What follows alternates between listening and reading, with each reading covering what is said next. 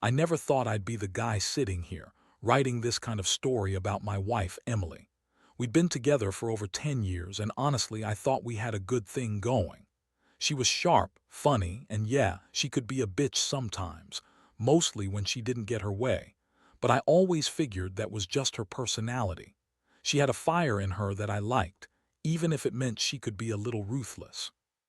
Still, I never imagined she'd cheat on me, not after all the years we'd spent building a life together. At the start, it was small stuff. She started coming home later from work, claiming she had to stay late, but I noticed she wasn't bringing back that usual light in her eyes. She'd get defensive when I asked, brush me off with some bullshit excuse about being busy or needing her space. I figured maybe she was stressed, or maybe she just wanted some independence, nothing too unusual. We had our fights like any couple, but nothing seemed out of the ordinary. Then, there were the little things, her phone acting weird, always locked when she was in the bathroom or in bed. I'd catch her giving me that look, the one that said she knew I was suspicious but didn't want to give anything away. I wasn't stupid. I knew she was hiding something, but I didn't want to jump to conclusions. Still, I'd catch her texting late at night, quick silences when I'd walk into the room, and her brushing it off when I asked who she was talking to. I started feeling like I was losing grip on what was real and what was just paranoia. And then I noticed her phone bill had a number that kept calling late into the night, some guy named Jake. I looked it up out of curiosity, but I didn't say anything yet.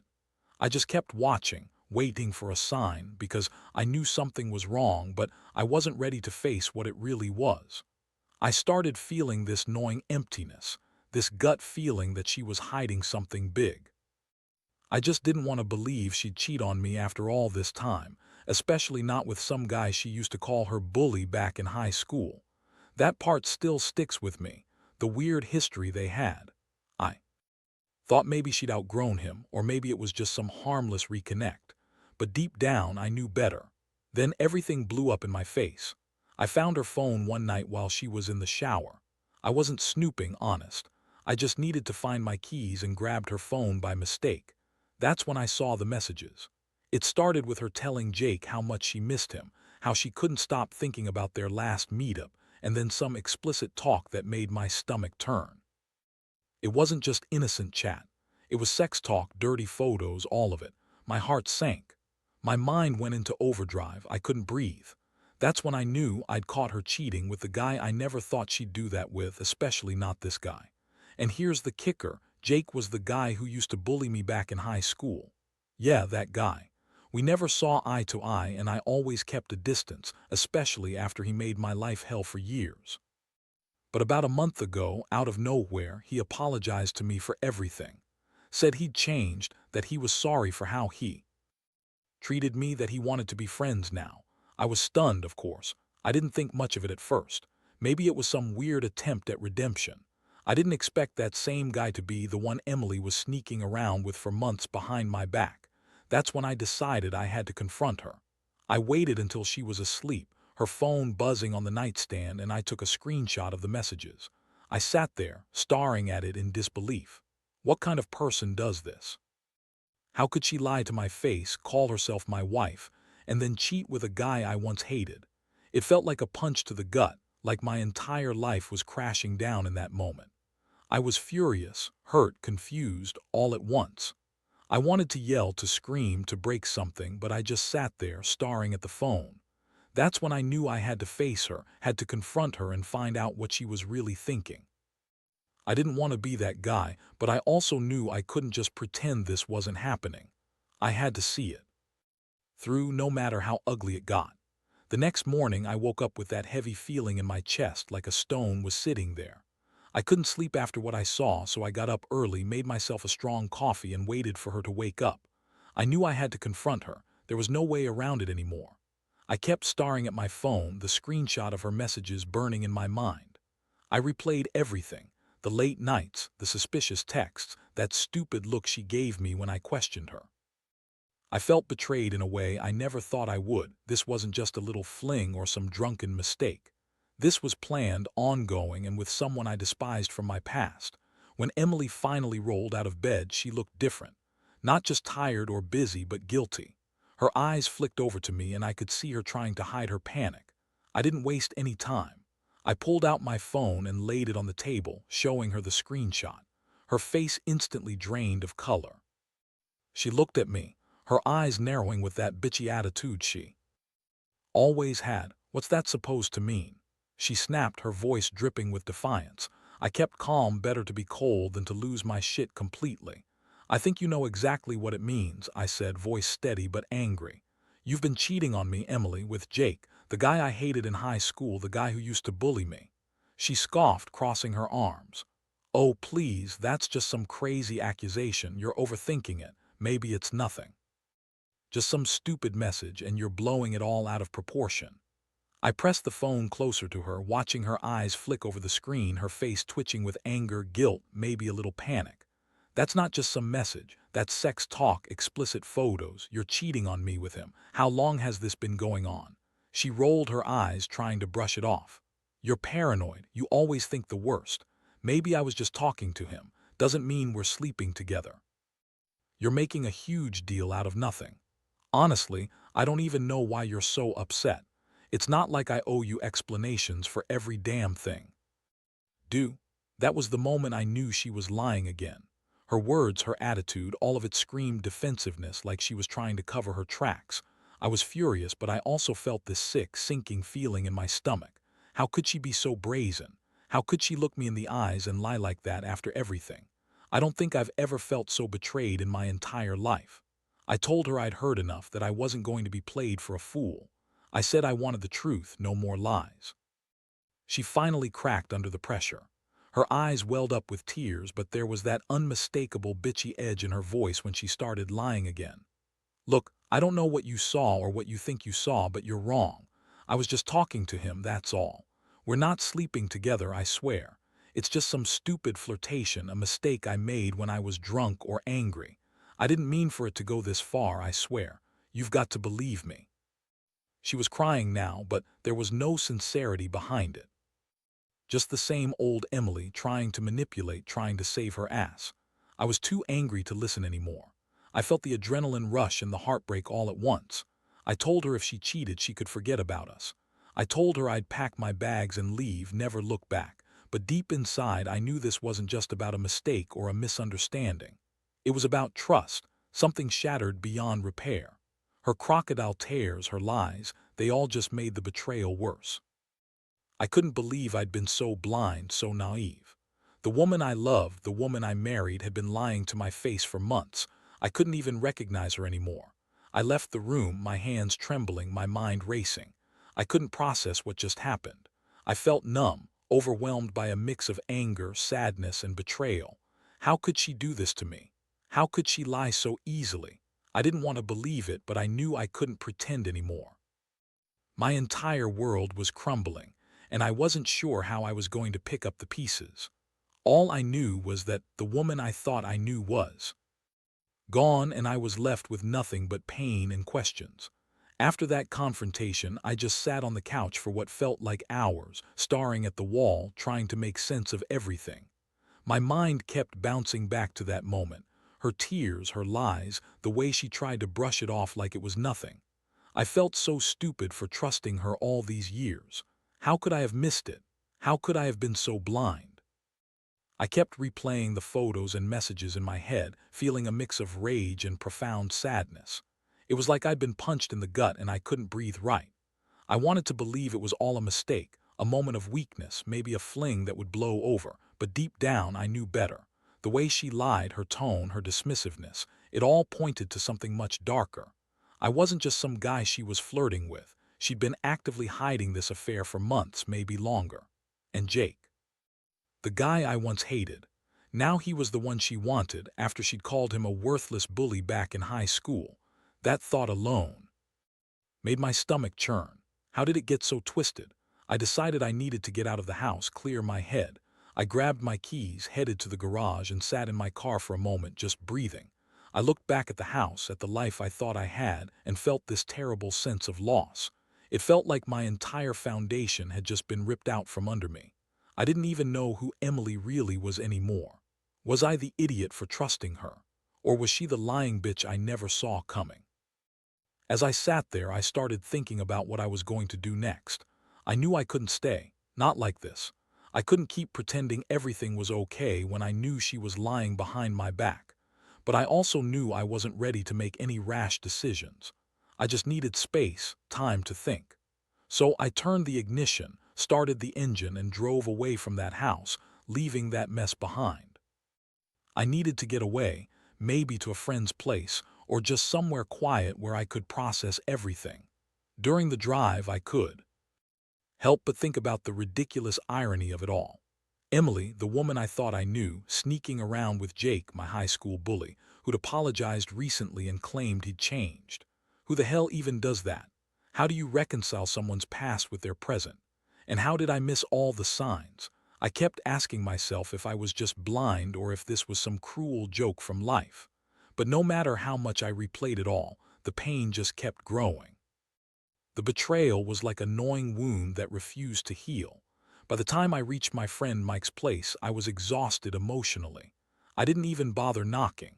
I just sat on his porch for a minute, staring at the sky, trying to find some kind of clarity. I knew I had to tell someone. I couldn't keep this bottled up. Maybe I needed advice. Maybe I just needed to vent. Whatever it was, I knew I couldn't go back home yet. Not until I sorted out my head and decided what kind of future I wanted, if there was even a future left for us after this. I remember feeling this overwhelming mixture of anger and heartbreak. How could the woman I loved, the woman I married, turn out to be this, someone capable of lying and cheating? I felt like I'd been punched again, but this time from inside. I was hurt in a way I'd never been before, and I didn't know if I'd ever get over it. I kept thinking about the good times, the plans we made, the dreams we shared. All of it seemed so meaningless now. Emily's actions had reshaped everything, and I was left standing in the wreckage, trying to figure out if I could even trust myself anymore. As I sat there, I realized I'd have to decide soon. Do I fight for this marriage, or do I cut my losses? Do I confront her again, or just walk away and never look back? The truth was, I was terrified of losing her, but I was also terrified of losing myself in the process. The betrayal had shaken me to my core. I'd been naive, I'd been blind, but I also knew that I deserved better. I deserved someone who wouldn't lie, who wouldn't cheat, who wouldn't drag me through this hell. That's the brutal reality I was facing. Now, and honestly, I still didn't have the answers. Over the next few days, I kept replaying everything in my head. The betrayal felt like a wound that wouldn't heal. I couldn't focus at work, couldn't sleep at night.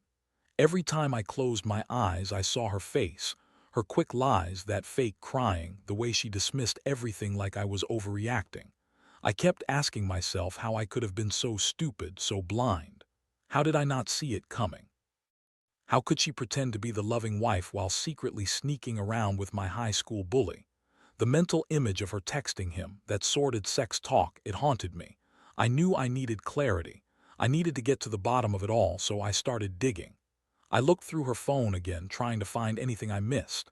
I found more messages, text conversations that went way beyond innocent flirtation.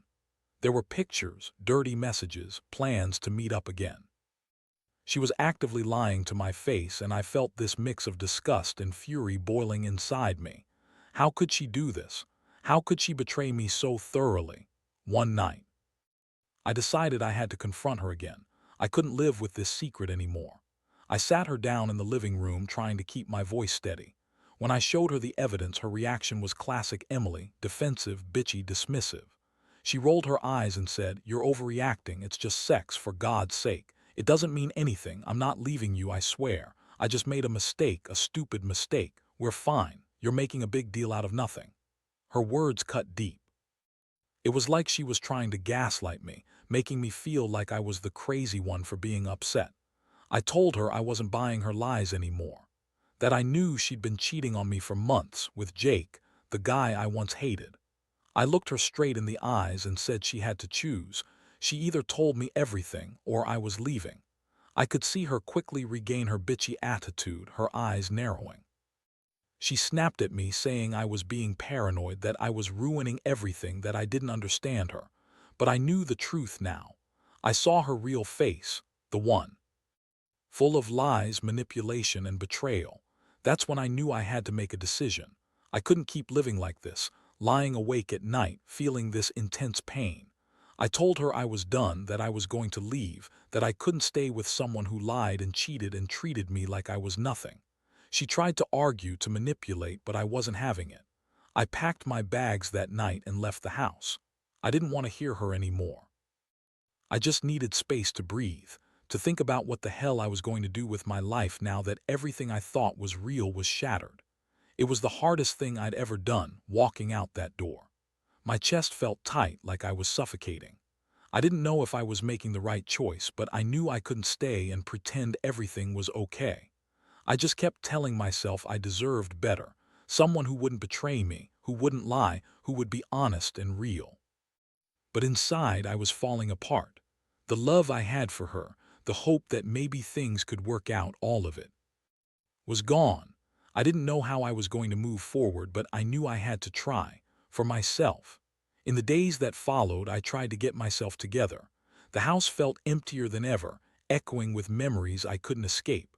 I kept thinking about what I'd found, about her slick lies, about the fact that the woman I loved could do something so cruel.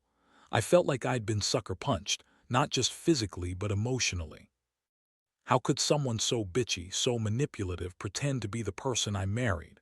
I kept asking myself if I'd missed all the warning signs, if I'd been blind to her real nature. I decided I needed to talk to Jake, really talk to him. I wanted to know what their deal was. It wasn't just about the sex. I needed to understand how he felt, what he was thinking, why he'd come back into my life and then do this to me. I found his number in her messages and texted him, demanding a meeting. I was furious, trembling with rage, not just at Emily but at the whole fucked-up situation. Surprisingly, he responded quickly. We met at a quiet coffee shop downtown. Jake looked different, more subdued, maybe a little remorseful. I got straight to the point.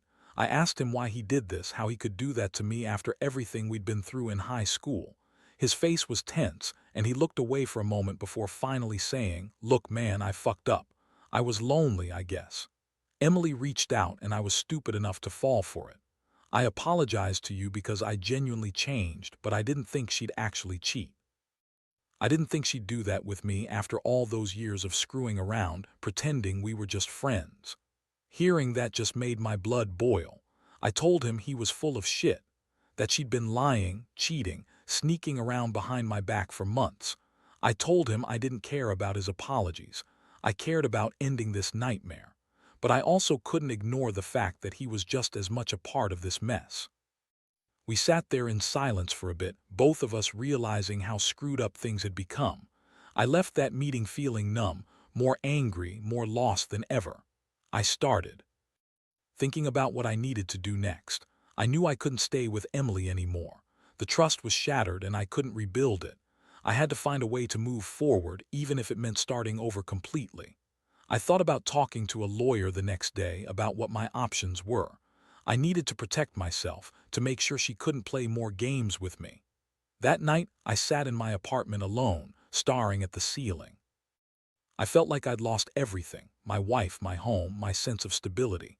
I had no idea what the future held, but I knew I couldn't pretend this didn't happen. I'd been betrayed in a way that cut so deep I wasn't sure I'd ever be the same. And yet I also knew I had to try to pick up the pieces. I couldn't let her ruin me entirely. Somehow I had to rebuild my life, even if it meant starting from scratch. The pain was real, but I told myself that I deserved better.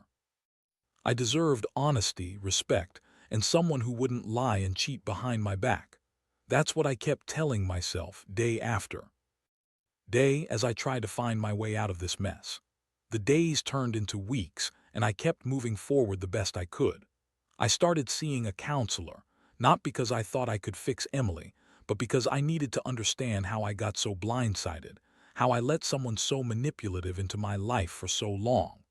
It was a slow process, but I began to realize that I'd been giving her too much control, trusting her even when the signs were there. I learned to prioritize myself, to rebuild some semblance of confidence that I hadn't even known I'd lost. Emily tried to reach out a few times, claiming she was sorry, that she'd realized how much she'd screwed up and that she wanted to fix things. But I wasn't having it. I blocked her number, blocked her social media. I couldn't handle the constant reminder of her lies. I knew better now. Trust is fragile, and once it's broken, it's almost impossible to repair. I'd been naive to think she was the woman I married, that she was bitchy but loyal.